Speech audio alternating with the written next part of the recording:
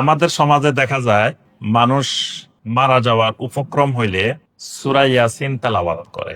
তো জিজ্ঞাসা করলে যে ভাই সূরা ইয়াসিন কেন তেলাওয়াত করতেছেন, তো উত্তর হইল যে সূরা ইয়াসিন মৃত্যুমুখ ব্যক্তির সামনে তেলাওয়াত করলে তার মৃত্যুর কষ্ট হয় না, সাকারাতুল মাউত হয় না, সাকারাতুল মাউত থেকে সে রক্ষা পায়।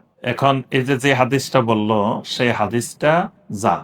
বাস, তাহলে বোঝা গেল যে সূরা ইয়াসিন পড়লে মৃত্যুর কষ্ট, মৃত্যুর যন্ত্রণা লাঘব হয়। এই হাদিস যেহেতু জাল, সুতরাং এই সূরা ইয়াসিন পড়াটা বেদাত। অনেকে কবরস্থানে মৃত ব্যক্তিকে দাফন করার পরে সূরা ইয়াসিন পড়ে। তো দলিল কি? তারা একটা হাদিস দলিল দেয়, মান দাখালাল মাকাবের ফাকারাআ সূরা ইয়াসিন খুফফিফা আনহুম ইয়াউমাইদিন।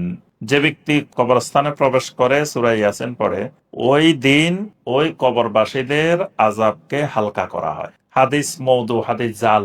তাহলে কবরস্থানে গিয়ে সূরা ইয়াসিন পড়া বেদাত, যেহেতু তার দলিলটা জাল।